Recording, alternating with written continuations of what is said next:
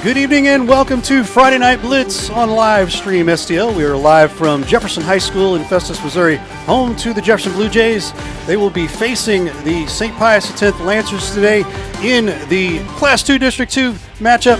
Ray Halbrook here along with Mr. Scott Lotta and Mr. Brian Kaplinger. Well, you know, in the regular season you saw Jefferson, they kind of took advantage of Pius's turnovers there early and was able to walk through with a win. And so I think coming in tonight, obviously you're talking about a playoff game, so you know it's win or go home, and that's always a bigger deal. You're later in the season, so a lot of your players have established their rhythm. They know what they're doing now. So you're looking for a cleaner game. Pius is going to run the ball, and Jefferson, you're going to try and get to the edge with the run and be accurate with your passing. And so I think both teams are very well on the offensive side of the ball. So I think defense and special teams are really going to change the direction of the game tonight.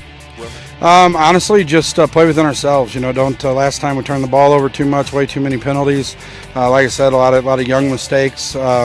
So I think we've done a pretty good job the last 4 weeks, especially kind of eliminating that. And I think that's the plan. I think if we come in, we play clean, keep the ball, don't turn it over, don't make stupid mistakes. I think we'll make a ball game out of it. Hopefully to repeat what we just did. We always focus on ourselves. Everyone we play is going to do unique things, and they're going to do things a little bit different. These guys are physical. They like to run the football right at you. So we need to force them to do things they don't want to do. So we need to force them to throw the ball, and we forced them to get into their spread stuff and try chucking it the first game, and that didn't work out too well. So we got to continue to do that, and if we can do that, we'll be all right. So hopefully that would clear that up. But Williams rolling out to his right, option play to Schnitzler. Schnitzler cuts back, touchdown! Max Schnitzler with the Blue Jay touchdown. Great option right there. Found the seam, cut it back to the middle, and pay dirt immediately for the Blue Jays. They cash in the turnover. 1st and 10 at the 21. Drop back by Williams. He's got pressure. Launches it. Breeze, touchdown! Just like that 21-yard touchdown pass to Breeze, we've got a flag in the end zone. Nate Breeze with I'm not sure if that's a celebration flag, but Williams able to evade the defender and then float it down in there. by the Lancers. Now let me see what I can do defensively. Smith keeps it, works off the left side. He's going to take it all the way to the end zone. 16-yard run by Smith. Looked like he was going to pitch for a second, saw lane, and just darted to pay dirt. 2nd and goal, 9:39 to go here in the second. Williams with the keeper up the middle, and he does a little skip at the back of the end zone to celebrate a touchdown for the Blue Jays. And, we've talked about it. This is what you want if you're a Blue Jays offense. I mean, you're just methodically moving the ball down. You're giving it to a number of different guys, and then when you least expect it, there's Williams kind of breaking it up the middle on one of these design runs that maybe you haven't seen as much, and he's into the end zone. Time to score. You do still have a couple timeouts at your disposal. And so Williams just be smart. pressured. He hits Breeze. Breeze cuts it back. Breeze into the end zone for a touchdown. Nate Breeze returns. Touchdown. Nate Breeze scores. Just a great job. Really kind of just holding out till the very end. Even a little under pressure there was Williams, but made a great play as you're taking a look at this replay. And then just a tremendous one cut and up the field for Breeze to find his way into the end zone. And this is, it was a hard one to swallow if you're the St. Pius Lancers right here. What we're talking about, it creates some more plays that you can add into your playbook. Smith drops back. He's pressured. Throws it over the middle. And Lane finds the end zone. Justin Lane with the St. Pius touchdown. Just bounded over a couple of prone bodies to find the end zone. And just like that, 6 points for the Lancers. And with that kneel down, that should be the final play of the game. The Jefferson Blue Jays 28, the St. Pius Lancers 15. Congratulations to the Jefferson R7 Blue Jays as they move on and advance. Great effort, and congratulations to their entire team and squad and all the fans here that came out to support them tonight. Yeah, it was a great turnout, I think, on both sides. It was very energetic at the beginning of the game. Unfortunately, the later part of the game, there wasn't a lot of action in Your the game. final score, the Blue Jays 28, but that's the because Lancers the Blue Jays 15. did what they needed to do. Blue Jay and Nation, they just we will see you right here just set the tone early and was able to, walk away with a big W here in the semifinals.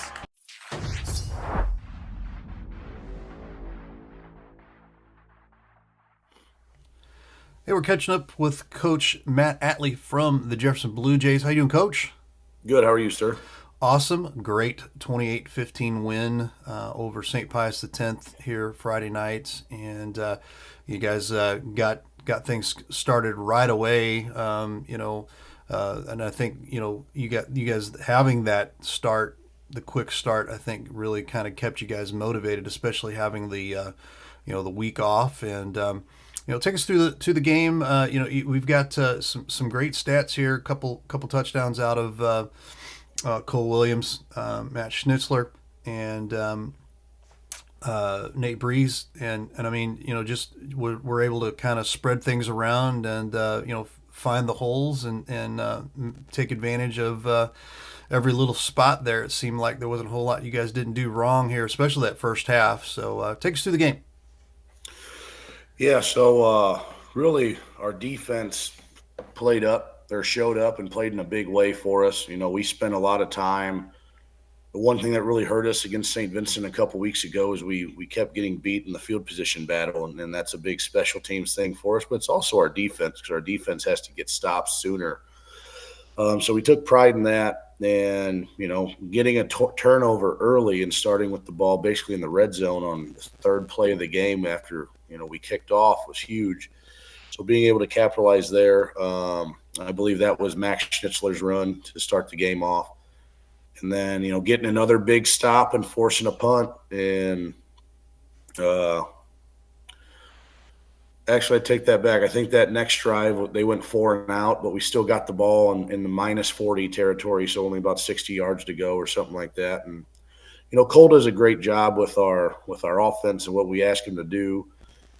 Him and Nate Breeze stay after, and they work on routes and concepts, and several of the other kids do. Brandon Burford, Bennett Pemberton, and they just those kids are just all in right now, and they're not ready to play basketball. They're ready to keep playing football and hopefully win a district title. So they put together a great drive, and I got to give a big shout out to our offensive line, which at times this year has been one of our weak points, and they stepped up in a big way against a physical St. Pius team, and I like to think they out-physicaled them at times. And I think in the second half they got a little laxed, and I think Pius took it to us at times. But for the most part, they played a whale of a game, and I'm very proud of them. So, it's not that our offense wasn't clicking in the second half. There were some miscommunication mistakes between myself and Cole that has to be fixed, and I got to clean those up.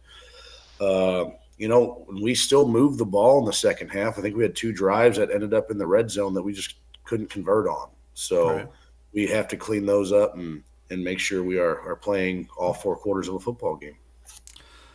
We talked with a couple of the coaches and a couple of parents as well. You guys took the first week. You had that week off for the bye, and really kind of just went back to the basics and started taking a look at some of the fundamentals that I guess you guys kind of thought maybe you got away from. Take us through what that was like. Yeah, I mean, we spent a lot of time on that bye week working on blocking and tackling. We fell short against a good St. Vincent club that we felt like we should have been able to win that game. And a lot of it was not the fact we didn't tackle decent, just we didn't tackle good enough. And we weren't tackling and moving the ball carrier back. We were catching and not running our feet. And, at the end of the day, if you're really good at blocking and really good at tackling, you'll win a lot of football games. It's not rocket science. Right. So we had to get back to that. We spent all defensive session on Monday and Tuesday just strictly working tackling drills, a lot of blocking drills, cranked up the intensity a little bit with our kids, but, I mean, they need that on a week off. And then, Thursday we were able to do some more team stuff and focus on special teams fundamentals, which is something else that we really needed since we were losing so much in the field position battle. And then once we came in this week, it was just business as usual. I think our kids responded really well. I promised them if they got the first round bye, I'd let them all come over for a pizza party at the house. And so nice. we got to hang out and enjoy each other's company. And it was a great week off that I think our kids deserved, they earned, and I think they really enjoyed and understood why we were doing what we were doing, which is huge. Right. Well, it's time to talk about the district championship here. Lift for Life comes to town. I would think there might be a little bit of speed involved with them, so I'm sure that's a little bit of a concern. But what's the game plan for Lift for Life this week? Well, I mean, we got to just continue to focus on us. Yes, we've got better at tackling, but probably their biggest struggle right now still defensively is tackling in space. And they're a group that if you give them space, they're going to cause you fits. So we have to make sure that we're honing in on what we need to do from tackling and space standpoint. Defensively, I know Coach Casey does a great job with our defensive game plan, so he'll have those kids ready to rock. And I know he and I have already talked a little bit about what the plan is, and I love what he's got in mind going forward to hopefully bottle them up a little bit and allow our kids to rally and vice tackle like we work. Offensively, they're fast. They do a lot of really good things with their defense. It's not complex. It's pretty simple. But sometimes that's the best recipe for success is being simple and being really good at what you do. And I think that's kind of where they hang their hat, and they got some size up front that we're going to have to move some people. We can't be running east and west. It's got to be a north and south week when we do run it, no matter if we're running our sweep play or if we're running inside the tackles or whatever it is. It's got to be get north and south. Every yard is going to be crucial. And you know what? It's an exciting time. Anytime you get to play in the second week of November, that means you're one of 16 teams left. So it's a huge opportunity for us to continue to grow and continue to get better. Exactly. Well, we appreciate the time, and good luck to you this Friday. Appreciate it. Thank you, sir. Coach Mac Atley from the Jefferson Blue Jays. Welcome again to another episode of Upon Further Review, where we will review Week 11 and talk about Week 12 as well. Crown a Player of the Week, along with some honorable mentions. Ray Halbrook here from Livestream STL. Hope everybody's having a great day. And without further ado, I will bring in our panel again here. Matt Bates in the middle here, and Jeff Whitener all the way to the right. Gentlemen, Matt, how you doing, my friend? Well, Mother Nature has really reared its ugly head. I'm all stuffy and whatnot, but you know what? But I'm ready to talk about another week of football playoff activity. Just saying. He's got his Power Moves T-shirt on and everything to go, ready to roll. Jeff Whitener, how are you? I am fine. I'm feeling a little bit like Matt there with a little congestion, but we're going to power through it because I have my large Pokemon cup of coffee. I see that, Mr. Pikachu right there and everything. That's awesome. Very nice. Look at you, Pikachu. There you go. Oh, we kid. Let's roll in here to 11 weeks, or the week 11 scores, I should say here. And my what goodness. A week! What a week! Yes, what a week indeed. Lots of things to talk about here. Jefferson 28, St. Pius 15, Seckman 33, Oakville 0, and then St. Clair 69, DeBerg 17. We're going to throw it over to Mr. Whitener to get things started. Well, gentlemen, I'm going to recuse myself from talking about the St. Pius Jefferson game because I want to hear Ray's opinion on that one. All I will say is on that game, I think Coach Atley for Jefferson was probably my star of the game in that one as far as how he game planned that with them doing everything they wanted on offense and defense. Oakville Seckman, surprised that wasn't a little closer, but you had Seckman at home, and Oakville, as Matt will tell you, tried to run more of a ball control type offense and did not work out for them. And what was the third game, Ray? Third game was, I believe that was St. Clair. Let's throw it up here real quick. Yeah, and St. Clair and DeBerg. Yeah. DeBerg, the storybook season ends, as Coach Masters said. They finished the season at 5-6, which is an incredible step forward for the Cavaliers. Love following this story. It's one of those feel good stories of the season that we kind of fell in love with. But DeBerg, not a good road team, and St. Clair, a very good team at the number 2 seed in that district, and they proved why. But great career for Jack Masters and David Sides, some of those great DeBerg players to be commended on a great season. But I want to hear Ray's opinion on that St. Pius Jefferson game. Sorry, Matt. He's kicking it over to me. I don't have any idea why, but he's doing it. So. Yeah, so I mean, you want me to grab it from you? Yeah, you can take it from me there.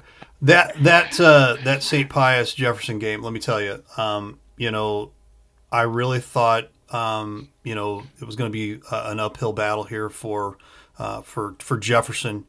Just kind of trying to get back into. We talked about it even last week about the, getting back up to speed, having a week off, but. Coach Atley said he had some of the best 2 weeks of practices there. So I think that kind of plays into how the outcome, ended there. But, St. Pius tried to do everything they could, was able to try to, get things going. The defense just stood up, as far as Jefferson was concerned. And then, to have, just kind of a ho-hum performance, so to speak, but Jefferson always does, they're always offensively, potent. And I think the big deal with that whole thing was they didn't get rattled throughout the entire game. And I just kind of felt like if they couldn't get rattled throughout the entire game here, especially early on, they're going to be okay. And they just kind of took things in stride. Didn't let the hype, didn't let the momentum that St. Pius brought into that week get to them at all. And again, Coach Atley had a great plan together, and it worked. I mean, most everything worked for him, and was very successful with it there, Matt. Ray, you were talking about the defense and the way they stood up. That was really one of the things that caught my attention.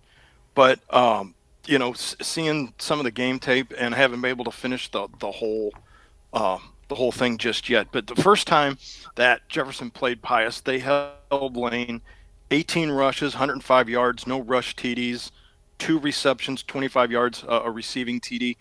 And I saw that I guess their last score was a nice catch and run for Lane to finish his career at St. Pius. But can you take us through what you guys saw as far as the way that defense was able to handle Lane again? I mean, because without a lot of the stat information, I would imagine it seemed like he was held to a modest day at the office like he was that first time. But when I saw Nate Breeze 7 tackles, an INT, Crater with 7 tackles, Watkins with 3 tackles and a sack, that just seemed, again, to me on paper, like a tough collective effort on defense that just, they had the written narrative and then went out and accomplished the mission, Jeff. Yeah, 2 things regarding that, Matt. Number one, this 2-week layoff, with the first round bye for Jefferson, gave them an opportunity to go back and work on fundamentals. Coach Atley was adamant about the fact that they needed to tackle better and they needed to block better. The tackling on defense was much, much better in this game than it had been the last probably 3 or 4 weeks for the Blue Jays. And I will say this, they put a plan together to stop Justin Lane. And it opened up some opportunities for James Smith, the quarterback. He scored their first touchdown of the game. I was surprised that Coach Ray did not utilize James Smith more in the running game. I think that would have been, he's a big, powerful, punishing type runner. But that also dovetails into what I wanted to say. Great career for James Smith at St. Pius. I think a 3-4 year starter for them over there. One of the best quarterbacks in the I-55 and had a wonderful career. So I did want to say that and acknowledge him, fellas.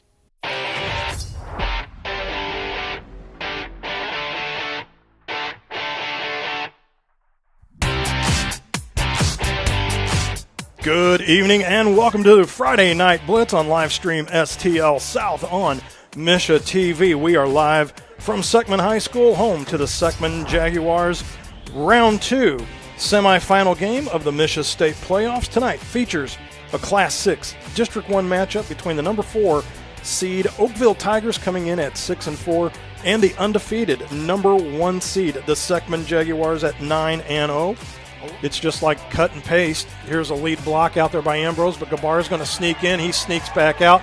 He's going to go through, dive into the end zone, and I'm going to call a touchdown, and it is. Give him 6.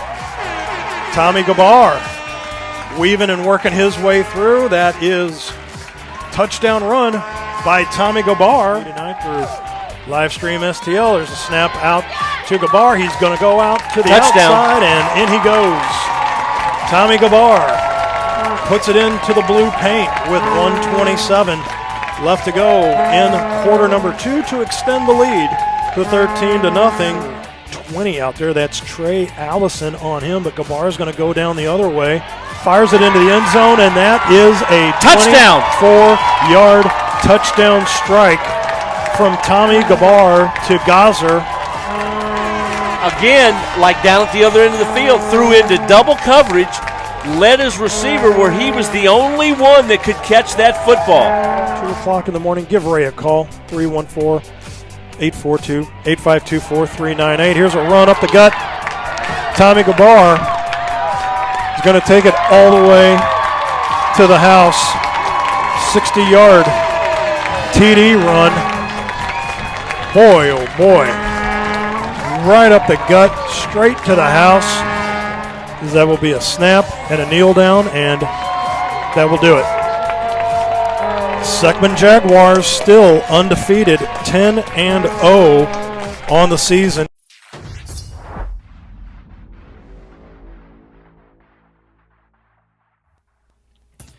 Hey, we're catching up here with Coach Nick Baer from the Seckman Jaguars. Coach, amazing game here, 33-0 over Oakville. How's it going, by the way? Good, that 10-0 feeling, man. There you go. We'll talk about that in just a second here. Hey, Tommy Gabar always just puts on a show. One with passing this week, so couple 3 rushing touchdowns and a passing touchdown. Got great output from guys like Ambrose and Connor Day as well. And, another day at the office, it kind of looks like it on paper. I want to focus a little bit also on the defense here real quick. And, taking a look at guys like Dean Moeckel. I mean, we talked a little bit before here. He's kind of the backbone of your group. But talk about your defense, and then talk about the rest of the game here, Coach. Yeah, our defense, they're playing at a very high level right now. They're giving up 6 points a game, playing at a very high level, and you don't do that if you're not playing great team football. Really, with our defense, it starts up front with our D-line. They're very explosive off the football, very disruptive. To really any team's run game that we've played to this point. And guys like Dean Moeckel at middle linebacker, Dylan Lappy at middle linebacker, they reap the benefits of that. When they're eating up 2 blocks from a lineman, our linebackers are free, they're making their reads, and they're in the hole. And Dean has done a great job as a senior linebacker doing that for us. He's replacing, a 3-year starter in Mike Stivers from last year's defense, and our all-time leading tackler, who did not play his senior year this year. Dean's replacing him as well, too. So to step into that role and have the season he's having is truly remarkable. Absolutely. And this is the first time you've seen that Seckman in their history has been 10-0.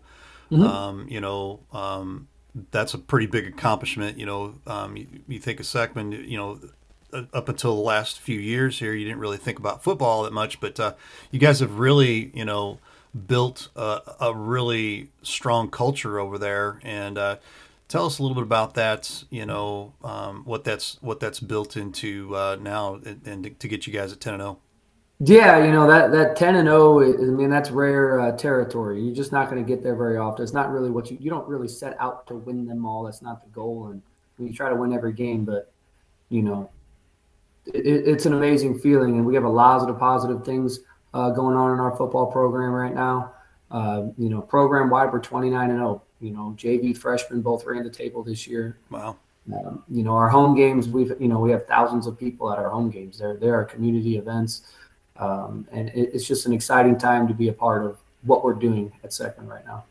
Absolutely, absolutely. And you mentioned also this is only your second time into the district championship here. Mm-hmm. You've got Jackson here, and you're hosting, so first time hosting. What is it going to take to at least keep up or try to overtake this Jackson Indians team, because they're on a roll too. Yeah, this is one we've been looking forward to for about 2 years now. Jackson, we had to go down to the pit in 2021 and play Jackson in our first ever district championship, and that team just wasn't quite ready for that atmosphere. So we set the goal at the beginning of the year. We want to play Jackson here at home. And all the cards have laid out, and that's how it's worked out, and it's what we wanted. It's the game we've wanted. It's the game we've been waiting on. Obviously, they're a very high-powered offense. They're a great football program, very storied, especially here the last 5 to 10 years. They execute well. It's not like they're running around with a bunch of, they're not going to out-athlete us with the kids that they have. A lot of the same kids they have the same as ours. But they execute very well on offense. They move very quickly, and they're good at finding the holes and the gaps. And what you give them in the passing game. So, for us, it's really playing sound defense, make sure we can keep up with them there, and then our offense, staying on the field, sucking up as much clock as we can. Well, there you have it, Coach. Well, we appreciate the time, and good luck to you Friday night. Thank you. That's Coach Nick Baer from the Seckman Jaguars. It is now time for our Upon Further Review Player of the Week, and we have none other than Dean Moeckel from the Seckman Jaguars. Dean, how you doing, my friend? I'm doing great today. How are you doing? Awesome. Now I've got a slew of stats that I'm going to rattle off here, and so give me a little bit of time here because there's quite a bit of it. The Seckman defense, we want to give not just Dean, but the Seckman defense Player of the Week as well here. You guys had 12 sacks this past Friday night against Oakville. You guys have pitched 2 consecutive shutouts and 3/4 of another game. We're gonna name drop some of your buddies over here, Caden and Dylan Lappy. They've combined for 4 tackles, 3 sacks. They call you, Dean Moeckel, the Minister of Defense. So I don't know where you got that from, but hey, somebody just dropped that on me and said, hey, we're going to call him the Minister of Defense, Dean Moeckel. You had 11 tackles Friday night. Newman and Lauder combined for 7 sacks. You held Ethan Venable, who's no slouch, in check for the second time in 3 weeks.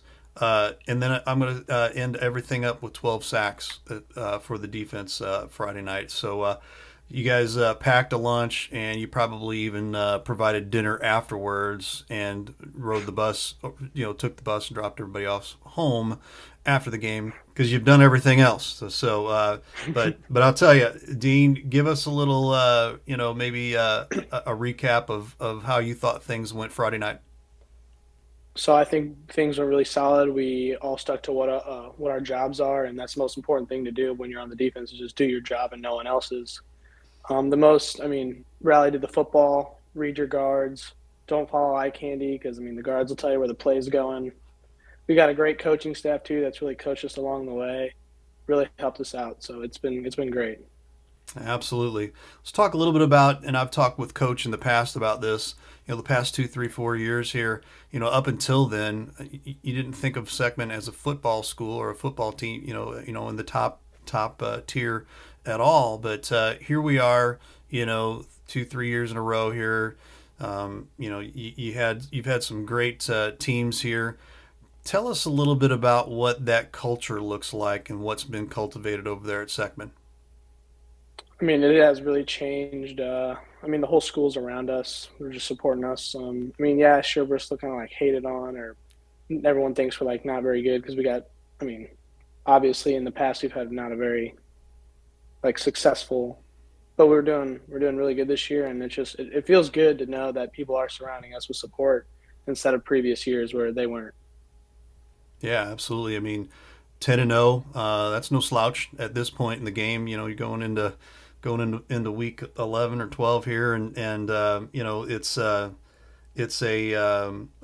very many teams get this far and play this perfect, so to speak, and you've got a really tough task this week here with Jackson, and we're going to talk a little bit about that right now.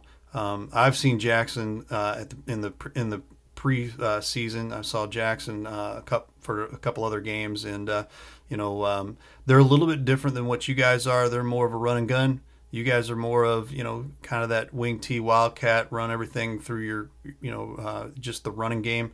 What has Coach talked to you guys about this week, about being able to keep the Jackson Indians at bay?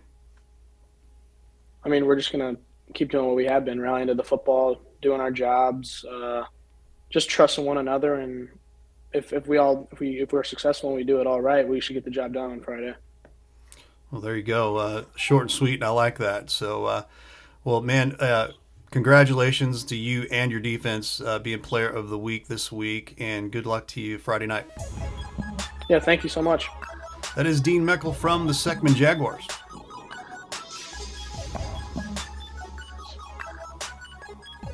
Absolutely. Let's move into our next games here real quick. You will see.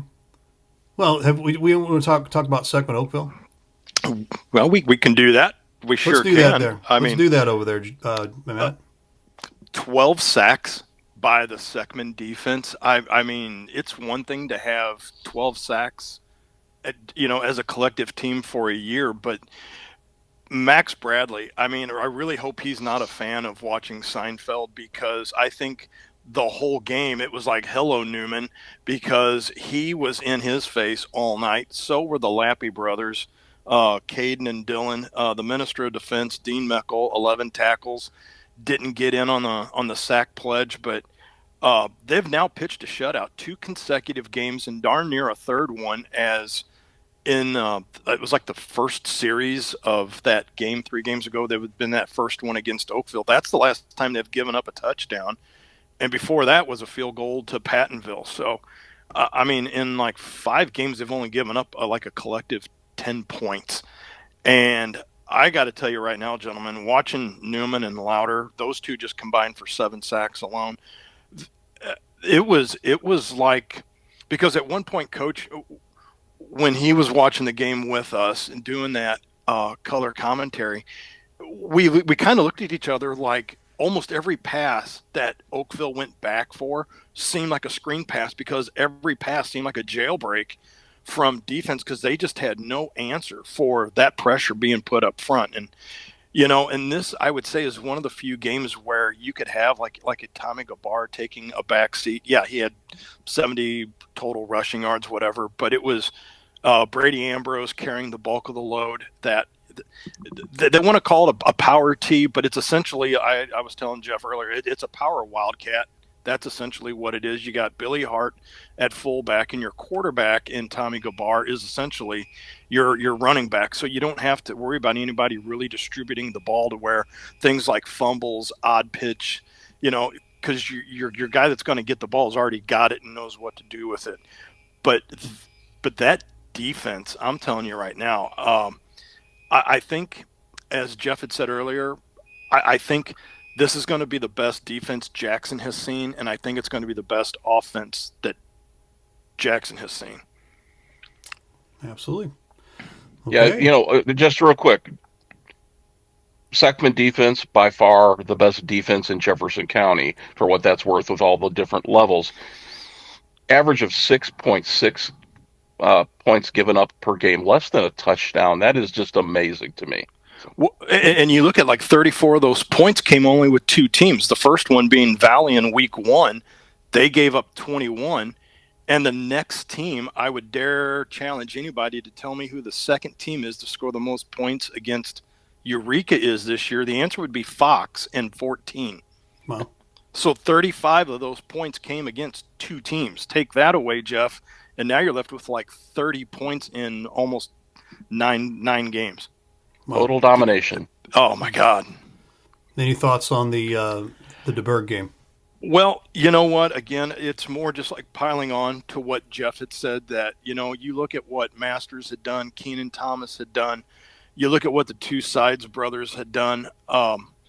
This is a program where I think really all you'd have to do is like stand up, give Coach Masters and Jack Masters and those guys just a standing O, because once they were able to put the four quarters again together against Afton to get that first win, that seemed like that monkey was lifted off the back. They were able to just breathe again, I think, as a collective program.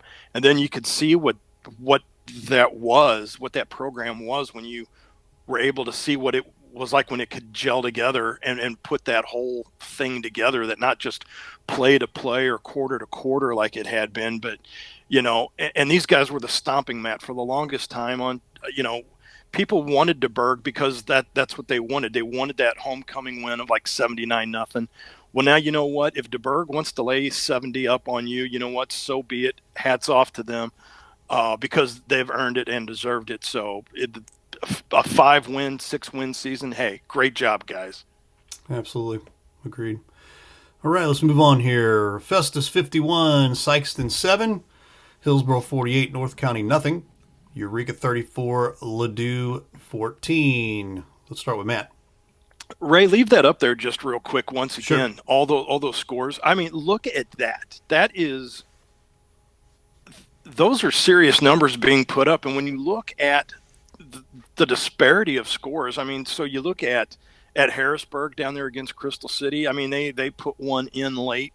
So, I mean, that game was essentially like 40-22. I mean, when you're this late in the playoffs and you're beating teams by, say, almost 18, 20 points up and down, that's some hefty football being played, and that's people just essentially getting after it. But when you look at the Festus Sykeston game, Hillsboro, North County, Eureka, Ladue, again, the Eureka Ladue game is the one that stood out because it seemed like, Hillsboro was just taking care of business, taking a really good North County team and dispatching of them, having done that North County Windsor game.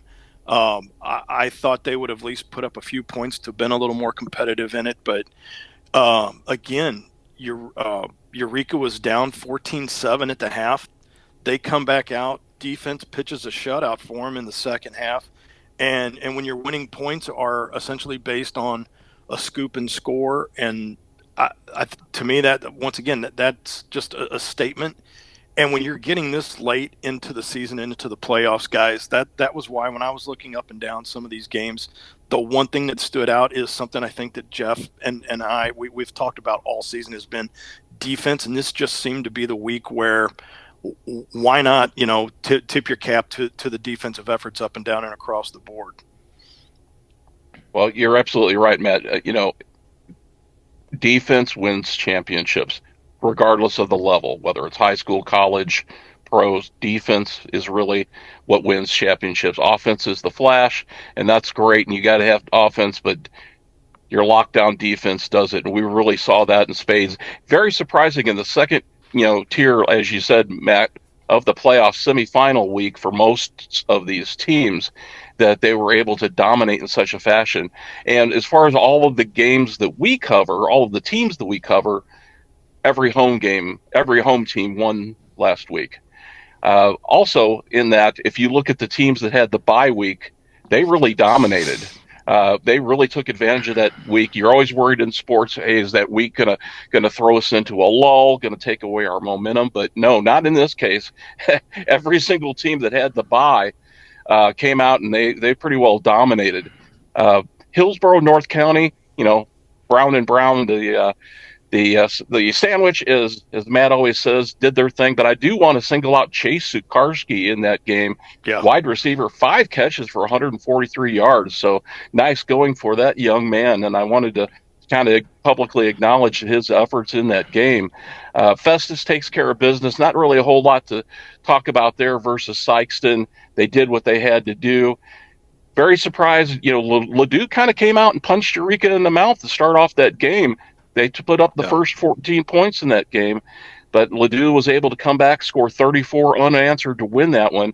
Trevor Kodak, 27 rushes for 175 yards in that game. He was really the secret weapon for the Wildcats in that one. And Eureka comes away with the win and another big showdown with their big rival Summit coming up. Hey, Jeff, real quick, in that Hillsboro game, I'll give you the over-under on how many plays collectively you think Hillsboro ran in that game, and I'll set it at 40. Do you want the over or the under? I'll take the under in that. Okay, the money goes to you. They ran 34 plays, Jeff. They had 443 yards. Averaged 13 yards a pop, whether they were running it or tossing it in the air. So when you're 8 of 11 for passing, 242 yards, holy mackerel. I mean, that's proficiency, efficiency, all those efficiency adjectives that you want to throw. and they rushed 23 times for 201 yards. Get out of here. Like I said, that week off, Matt, first round bye made Hillsboro even more dangerous than they normally are. You know what? I would almost like to see like a Hillsboro Eureka game, just like one of those like Thanksgiving games like you see with Webster Groves and Kirkwood, like a little turkey bowl game. Just to see some big boy football, just to see what these two teams could just show off. There you go. I like it. Yeah, but still, throw some punches around, get knocked in the beak. Hey, shout out there to Coach Saharsky to maybe have him and Coach Sumner put that together, right? There you go. Or Baer. There you go. Yeah. Or Baer. I like that idea too. So there you go. That was, yeah. All right. So let's wrap up here our final 3 games here. Park Hill Central 44, Herculaneum 14, St. Vincent 56, Russellville 8, Crystal City 40, and Harrisburg 30.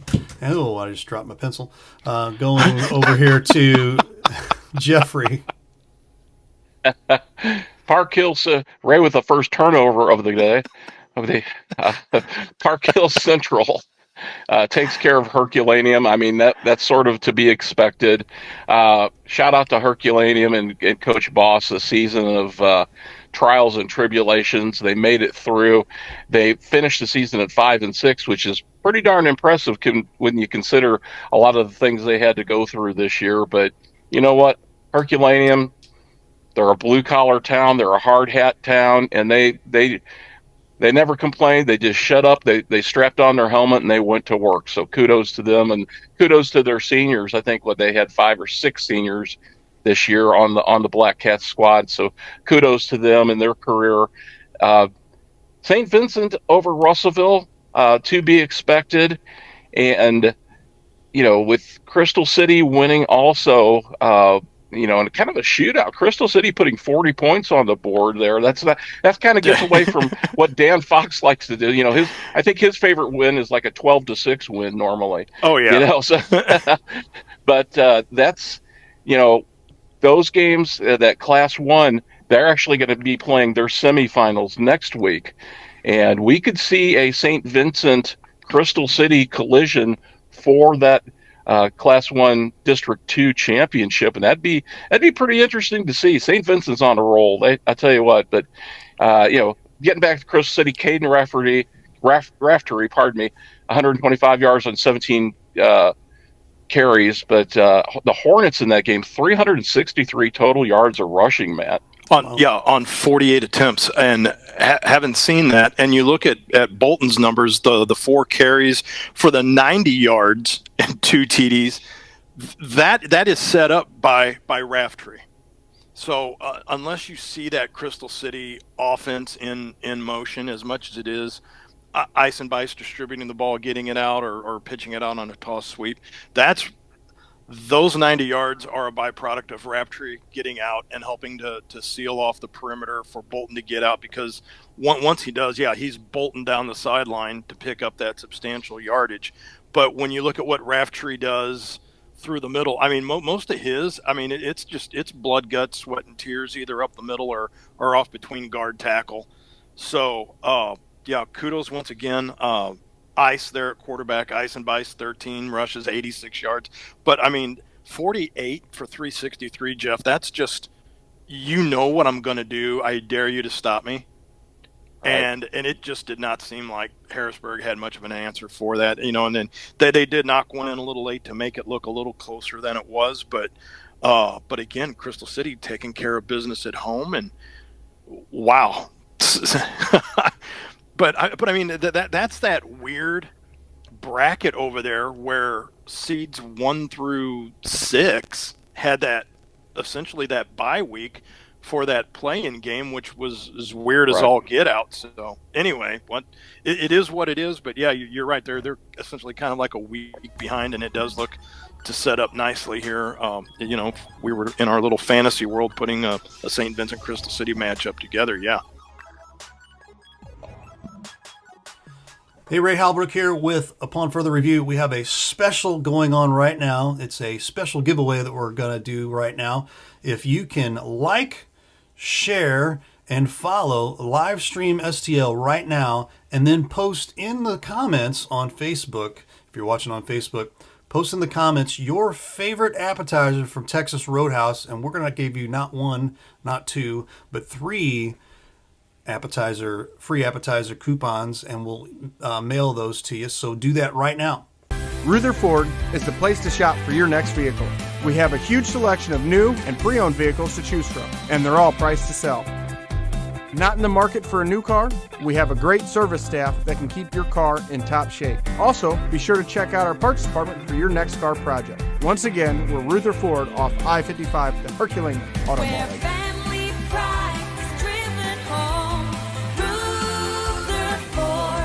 Ruther.com.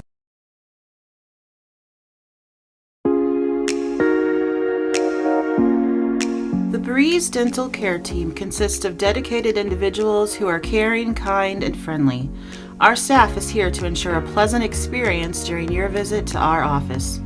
Our team includes experienced and energetic people whose goal it is to communicate well with our patients and provide the best care possible. Providing preventative, restorative, and cosmetic care, schedule a visit by calling 636-937-3030 or find us on the web at breezedentalcare.com. The House Bar and Grill at your Festus Pasta House is your place to watch all local high school sports live. That's right, I said live. Come in and enjoy all local high school sports brought to you live on our 5 big screen TVs from Livestream STL. Also enjoy our happy hour menu, which includes half-price pizzas, discounted appetizers, and drink specials. We are the best place to gather for your local high school sports brought to you by Livestream STL at your Festus Pasta House on Highway A, where it's always a great time. Hey, y'all, it's Jeff from Case and Bucks. Thanks for watching the games today. We appreciate all your business all year long. Don't forget, we've got awesome wings, we got amazing burgers, we got salads like you wouldn't believe. Come check us out. We have barbecue on Thursdays, we have Southern Nights on Wednesdays, we've got bingo on Tuesdays. We can't wait to see you all. Thanks a bunch, and we look forward to having a great summer with y'all.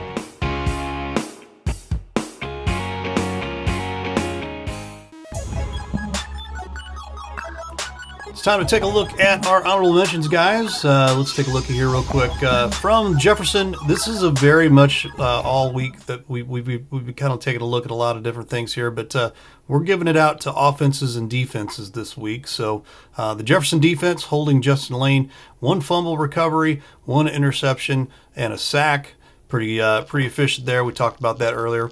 Eureka's defense, second half shutout, come from behind a 34-14 win against Ladue. Hillsboro's offense, you mentioned 32 plays, 443 yards, and a 48-0 win over North County. And let's start with Matt here on any of those you want to touch on. Really, I think Jefferson is the one that really kind of stands out. The Hillsboro offense, that's just a shout out because they're still able to keep doing the same thing they've been doing since week 1, which I think's impressive. Their defense probably doesn't get enough exposure, but for all the bells and whistles that offense has, I mean, that's just a dynamic force over there.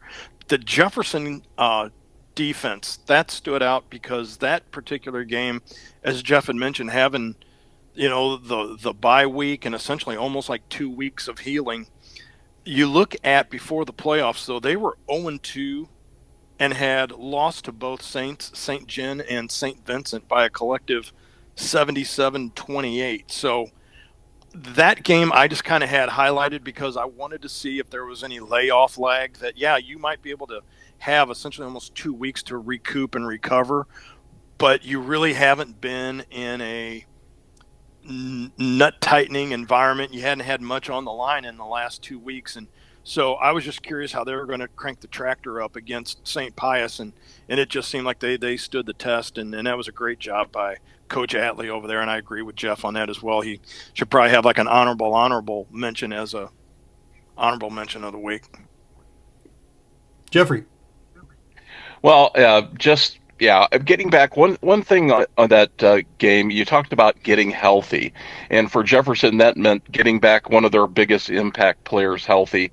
No secret now out there, Nate Breeze had been dealing with a broken hand ever since the first game against St. Pius. Taped it up, kept going. He had been in a hard cast, then a soft cast, working through the various healing processes there. But Friday night, perfect example. Nate Breeze makes an impact on all three phases of the game, and Ray saw it as well. On offense, 4 passes caught for 61 yards, but 2 touchdowns. He also set up one of his own touchdowns with a really big 30-yard punt return that put them in scoring position. And on defense, 7 tackles and an interception. Nate is among the metro area leaders in receiving and return yardage, and his impact, him being back healthy. You guys know, at a small school, any injury to a starter has a huge impact. At a small school, you don't have tons of guys behind them. It's a next man up mentality, but a lot of times that quality level and age group level drops off quickly, where you might have to have an underclassman coming in and filling in.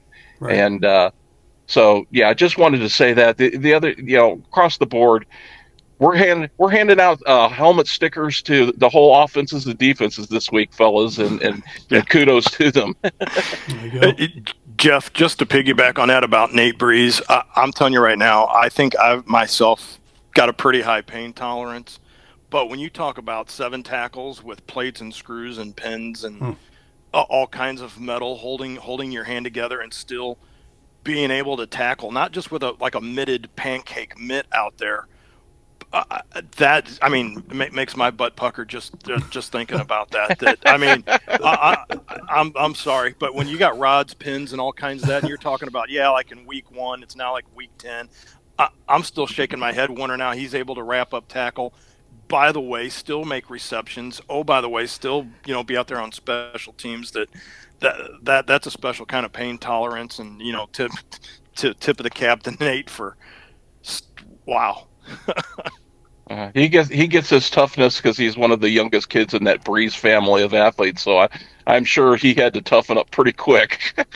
Well, you see it right there firsthand. It's now time to take a look at our Week 12 schedule. Golly, we are really rolling here, guys. Week 12, we've got our live stream STL game of the week here. Live for Life at Jefferson. That'll be my team over there. Matt, your team going to be over there at Jackson and Seckman at live stream STL South. And then we're kicking off a third team. Can you believe it? 3 teams. I'm going to send Coach Woody over with Drake Beekman to the Eureka Rockwood Summit game. And then we've got Tipton at Crystal City, Festus at Hillsboro, and Van Far at St. Vincent.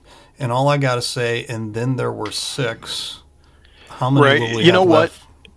Look, you know what, Ray, Jeff, look at that schedule.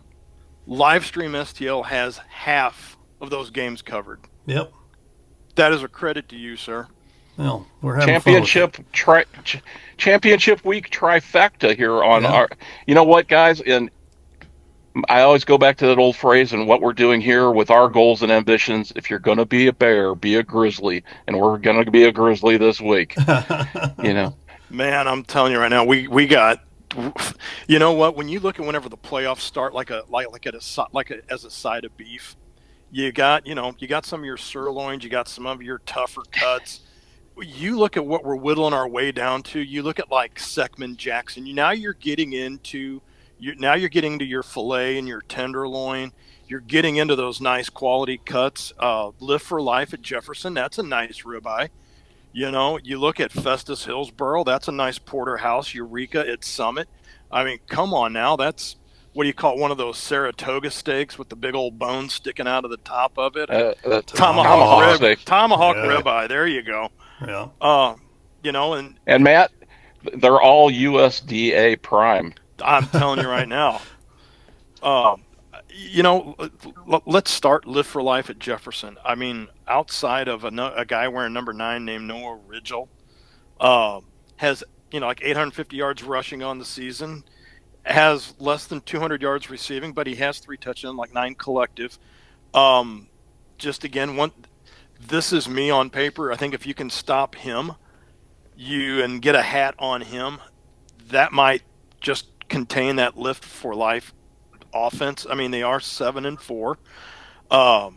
Eureka and Summit is really a game that sticks out, because when I'm looking up and down and I'm looking at, okay, who's playing at home, who has maybe an advantage here, Eureka's got to go on the road to Summit. Summit has the number 1 rusher in the metro area, and this Elijah Stevens, he is everything in spades. On defense, they got a Dominic Benting, second on the team in tackles with 70, but he has 9 sacks on the season. I mean, get out of here.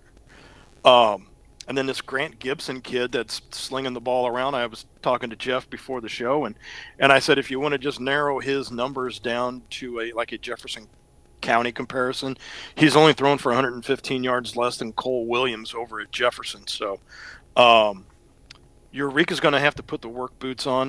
They're going to have to do their yeoman's share of work on offense and defense to stand up to this Summit team. And I could go on and on about the Jackson Seckman game, but I'm going to be there, and I'll let you guys talk about that. Jeffrey. Well, I'll tell you what, this Live for Life Jefferson game, I've looked at this from all kinds of different angles, and I kind of, it's a toss-up. I mean, for me, I don't know what's going to happen in this game, guys. This is so intriguing. You've got a Live for Life team which runs the ball over 90% of the time, but they're also very effective when they do decide to pass the ball. They've got a kind of a split-time quarterback system with Keshawn Hill and Arion Jones. Arion Jones is kind of the running guy. Keshawn Hill's got the arm, the pocket presence. It's really going to come down. These two teams kind of interesting because they both have a lot of team speed and a lot of athleticism. So if Jefferson can stop the run and force Live for Life to throw, I think they're going to be in good shape. But, that's easier said than done. We've seen all year where teams just line up and run the ball like a Seckman or Hillsboro and dare you to stop them. But I don't know what's going to happen in that game, but I do know it's going to be an incredible game, and happy to be there for another week. Eureka going into Summit. The only wild card here about that is you've got that inter-district rivalry between these two teams. It's going to be a great atmosphere at Summit. Normally, and they did it the last time, you'll have both the schools' bands there, all the cheerleaders, all the dancers. The place is going to be packed. It's going to be a great environment. And when you've got that kind of emotion and rivalry, that's sort of the wild card where you don't know what happened. And a lot of times those types of games come down to penalties and turnovers and who can capitalize on those. So as much as Seckman is going to be heavily favored in that game, don't count Eureka out.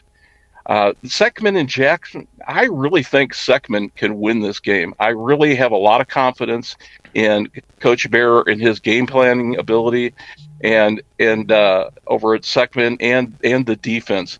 I know we've seen Jackson, and Jackson has looked incredible both on film and on our live stream broadcast against Festus, and they do so many little things right, guys. So many, whether it's offensive, defense, whether it's how they stand on the sidelines, how they practice, how they warm up. Every attention to detail for Jackson is almost scripted out, and and perform to perfection. And that is all the making of an excellent program, obviously. But I really think that Seckman, they played all year long so they could be the number one seed and be at home. And I think that's going to be the difference in this game. Was just going to say that, Jeff. I think you look up and down here. I think you look at Jefferson, you look at Summit, Seckman. Even as we move down, I think Crystal City, you look at the travel some of these teams are going to have to make, like Jackson, almost a 2.5 hour drive up to Seckman, Tipton, making a long trip across town to play at Crystal City, Live for Life. I mean, it's, roughly about an hour-ish, to get to Jefferson. So, and you look at, Vandalia as we move down, they're going to have to travel a long way to get down to St. Vincent. So I think these home field advantages right now, and you're looking at some of the distance that some of these teams are going to have to make. Yeah, I mean, make of it as you will. They got to play the game, but I think that home field advantage for these teams is really, really going to play into this. Well, let's finish the rest of these games here real quick, guys. We'll take a look here at Tipton and Crystal City, Festus, Hillsboro, Van Far, St. Vincent. Let's do this real quick. We don't normally do this very often. Give me your winners out of each one of these games, Jeff. St. Vincent takes care of business against Van Far. Going back to what Matt just talked about, home field advantage, travel, that's a big deal. But St. Vincent's clearly a class ahead of Van Far. I'm much more worried about Tipton coming to Crystal City, the number 2 seed Crystal City Hornets, and Tipton, the number 3 seed. Tipton's 8-2 on the year. This game's a toss-up. I'm going to give the slight edge to the Hornets because they're at home. Hillsboro, Festus, not so much a home game because they're such close together, big rivalry. Festus is going to do everything they can to throw the kitchen sink at the Hawks. The Hawks are going to be able to withstand that battle. The Hawks win by 2 touchdowns. Wow. Jeff, I think you were you reading my notes? I think so. Because, yeah, Tipton, I kind of have that one highlighted. Kind of scares me a little bit. This was a team that beat Orchard Farm 14-12, going up 1 class, and then they also beat DeSoto, going up 2 classes, 35-7. So coming down to the Hornets' Nest, again, I give Crystal City the slight edge on that, just because that's a home game. Hillsboro, again, I think that's just cut, copy, paste the way they've been handling their season. Take the Hawks at the Hawk Nest. And I'll tell you right now, I'm going to go out on a limb and say the Indians are going to win in the last game, since both teams are mascotted as the Indians. I didn't realize that. Well, Van Far, they've only given up 28 points in their last 4 games. So I think right now, as they move along in the playoffs, St. Vincent, this might be just one of those little tough tests that, like I was seeing back in that, what I thought was going to be in that St. Pius Priory game, a game that just kind of might have come up and snuck up on you. That, again, just seeing the numbers that Van Far has been able to put up the last 4 games might be one of the tougher tests St. Vincent has seen in recent weeks. But, again, I'll give it to the Indians. Both of you have avoided the Live for Life Jefferson game. Who's going to win that game? Well, it seems to be like a nest kind of mentality here with the Hawks, with Jefferson, the Jays. So I say, why not? Take Jefferson at home, because Live for Life's got to travel a ways, and I think the way they performed after that 2-week layoff, Jeff, I think that should bode well for them. All right, you want to know who I think's going to win that game, Ray? Here you go, Matt. Live for Life, Jefferson. Yep. Oh, he's got to go put. Well, I know he doesn't have a Live for Life hat, but I know he's got a Jefferson hat. So there you go. I thought he was going to try to squeeze that grape into that Lindbergh Flyer thing that's back up there on the map. I really thought that's what you were. That helmet used to fit me, but that leather has shrunk over time. Lordy. Well, that wraps up our Week 11 and preview for Week 12 here at Upon Further Review. Before we get out of here real quick, we will recap what games we're doing again here real quick. We do have that game there between Live for Life and Jefferson. That'll be 6:45. That'll be live on Livestream STL. On Livestream STL South, we have the Jackson Indians taking on the Second Jaguars at 6:45. And then we have, the last game, and it's not wanting to load up. How awesome is that? Okay, here it is. That's the reason why I'm going to load up. There it is. There, I've got it. Eureka Wildcats taking on the Rockwood Summit Falcons there. 6:45 at Rockwood Summit High School. And we have going to have a lot of fun to talk about that next week. For Ray Halbrook, for Jeff Whitener, for Matt Bates, all of us here at Upon Further Review. Have a great day.